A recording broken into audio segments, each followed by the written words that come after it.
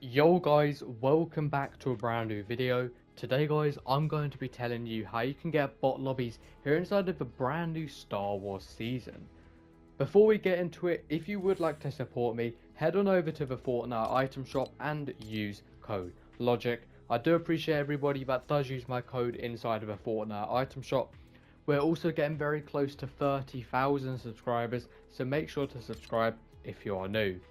Today's item shop is quite cool. Star Wars cosmetics are here, Psycho Bandit is still here, but of course the most important thing today is the brand new season is actually here.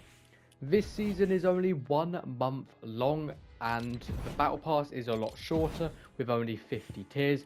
Honestly, I think the skins in this battle pass honestly are really cool.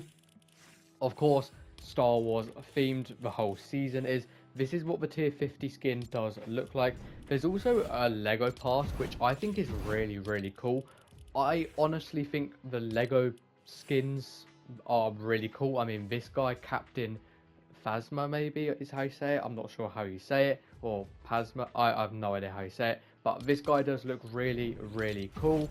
And that's actually the only other skin. But let's just get straight into how you can get bot lobbies.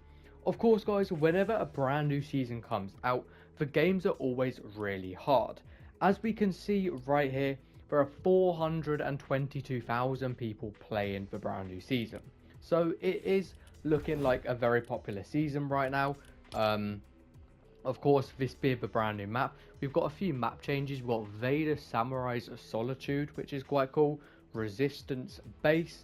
We've also got First Order Base. And we've also got Outpost Enclave, which honestly, they do look really cool. But how can you actually get bot lobbies?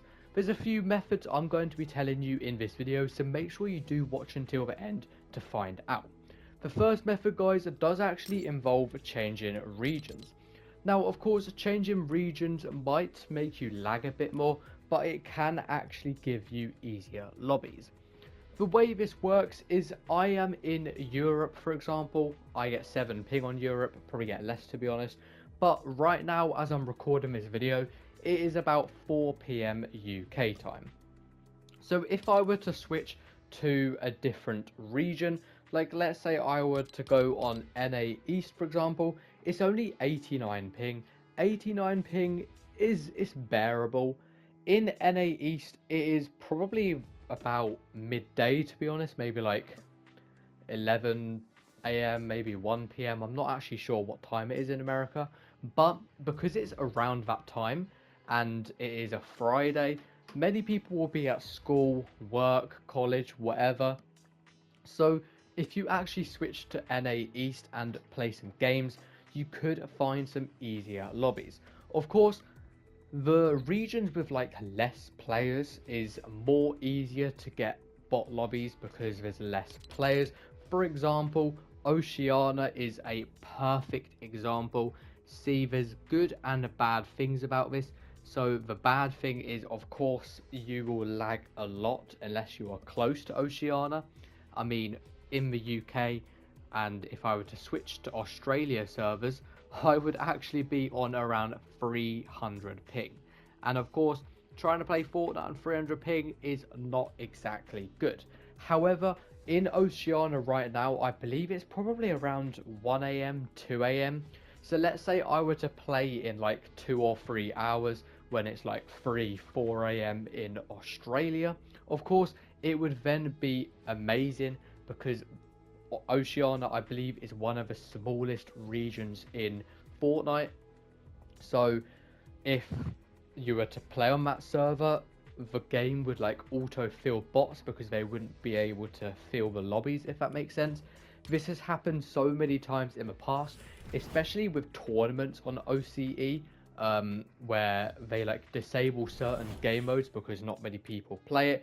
For example, Fortnite OG ranked, but like duos, they might disable at a certain time because it's less popular than maybe reload. Of course, like I said, you can do all of the different servers, but they will probably, you will lag more depending on what kind of servers you go on. That's why I recommend like NA East being the best, because for me in the UK, NA East is only 89 ping, and although lagging isn't great sometimes, I think 89 ping is definitely bearable. A lot of people also have asked, like when I've done this kind of video in the past, that are you even allowed to change servers? And yes guys, you can literally change servers and play on other regions if you want. Of course, only downside being you will lag, but it is not against terms of service. There's literally nothing wrong with it. You're just changing your region. The only thing you can't do is, I'm pretty sure you can play tournaments, but you can't do like major tournaments, or it gets like region locked. So let's say you were to play FNCS and you started it on NA East, but you're actually from EU, you'd have to finish it on NA East rather than being able to play it on EU and NA East, if that makes sense. But guys, let's now get to the second way you can actually get bot lobbies. This involves the Fortnite item shop, but it also depends on what region you are. For me, in EU, the item shop resets at 1 AM UK time. And of course, 1 AM is quite late within, well, very early within the next day.